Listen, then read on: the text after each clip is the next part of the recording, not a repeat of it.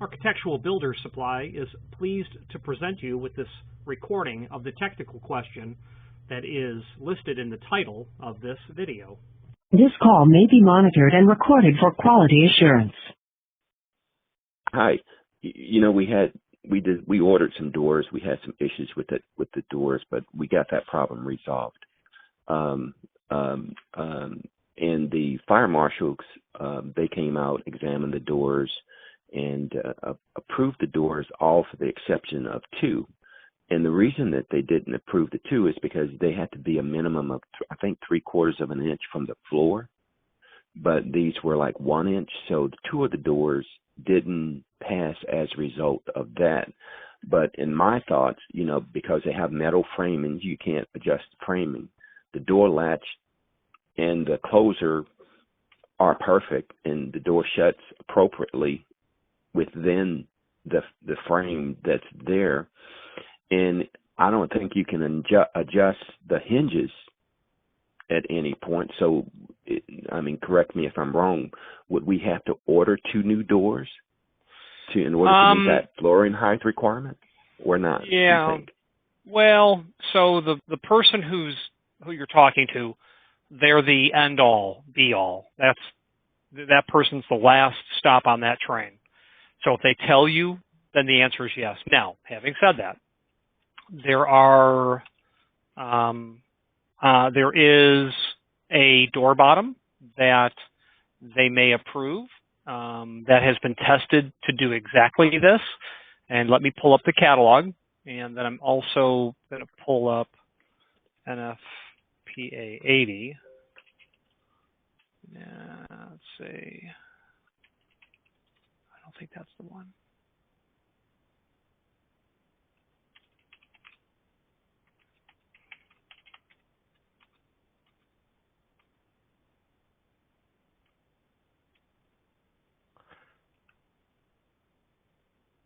Okay, so NFPA 80 clearly indicates a maximum of 3/4 inch. So that's right out of the national standard. Having said that, let's take a look at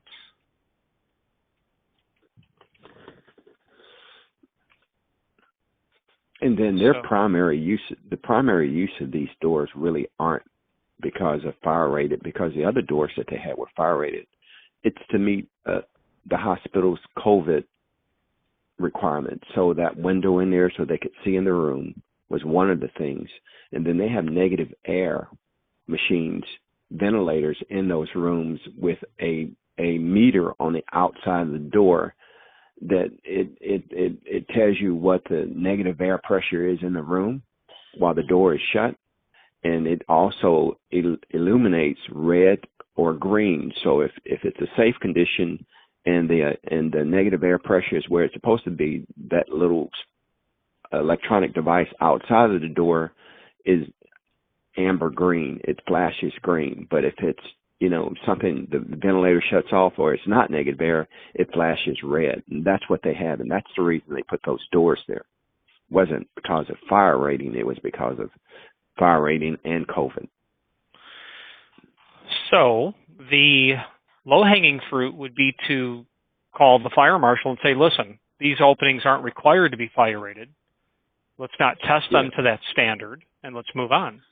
And if you remove the label from the door, that might be don't remove it until I would get it in writing that that's okay. Or they might say, no, these doors must be fire rated because they're on a corridor and a path of egress. So that would be the easy way. If they're not fire rated, pull the label off. Who cares if the undercut's 3/4 inch or 1 inch? Now, if that doesn't go anywhere, there is a product that Zero has. It's basically a U-shaped door bottom that has some intumescent underneath it. And remember playing with fireworks as a child, and they had the snakes, and you'd heat that up with a lighter, and it would just expand. It's the same concept. It'll look like that. So they may accept this intumet material in the bottom of a door bottom. So that would be an option. And let me pull up National Guard and see what they have for gap solutions for the bottom of the door.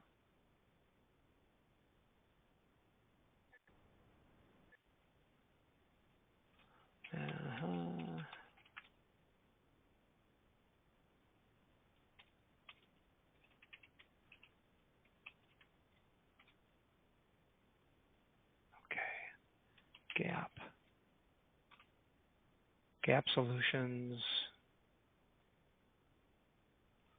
Yeah, right on. Okay, so National Guard has a product that is basically some metal that gets attached to the bottom of the door, and it has, it has some stuff there, some of that intumescent material that's been tested. Mm-hmm. And has been found to take a non-compliant door, and it passes the fire test. So you could add a hardware solution to it, or test it as not rated. But both of these options will have to be presented to the authority having jurisdiction and say, listen, are you good with, you got three options: new doors, don't test them as fire doors, and then the applied hardware solution, which is extremely common. I've not heard of anyone saying, no way, I'm not approving that. I've never heard that. So there you go. Okay. Can you send me that catalog information so I could go over it with those guys? Absolutely. Yeah. And absolutely. So I do have a finished carpenter that I work with, but he could add material to the bottom of that door, but I'm not sure if they would accept that, glue, just hard glue and clamp the glued piece on the bottom, wait the 48 hours and then put it back. But I don't know if they would accept that or if that would be visible, if he places some of that material, a piece of that material we're only talking about a 1/4 inch. Yeah. The requirement. Yeah. But I'm not sure if they would accept that or not either. If that was approved, that'd be the first time I'd ever heard of such a repair being approved. Yeah. Okay. But this piece of material may be sufficient. The link that I'll send you has been tested for exactly this problem. It's been. And because all the doors are the same size. They're not like the doors are cut to specific length that I'm aware of. All the doors are the same size, but so the flooring could be the issue. Where it just happens to be that the floor is not leveled. At on those particular doors, I wouldn't know how it would happen, but there is a possibility. Definitely. I don't recall the machining sheets well enough to know. I know that, of those 12 doors, there may have been, 9 different doors, or, most of them were all different. But yeah, it's, I did a job for some dudes, some nursing home guys in Chicago, and it's a whole racket, a whole clique of guys that run that stuff. And man, there were like 80 doors, and every one of them was different. Every one.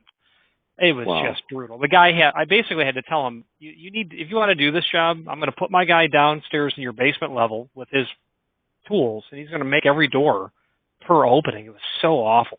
Just these older buildings. Wow. Yeah. Yeah. Yeah. So I've got your email pulled up, and I'm clicking send, and there's a link to it, and I would forward that off to the authority having jurisdiction, and you can outline the 3 solutions. Removing the label could solve the problem. If that wall's not, and plus you said you've got a window in a wall. Well, you've got that window that we put in there, which is a fire rated type of glass, in that door.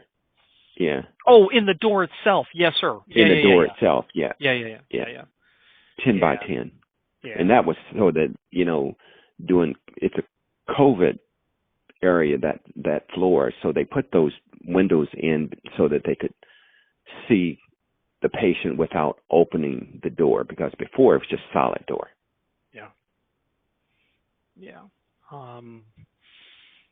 Yeah. If you encounter that again, maybe, an option is to get windows cut into those doors. So you have to replace the doors. It's a hassle to get holes cut in doors. You have to have someone who's licensed to do it.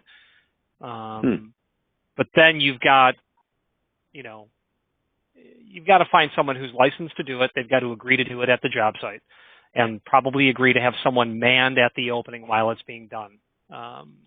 Is so that in the event of an emergency, that person who's standing guard can evacuate people, because you won't have a functioning fire barrier.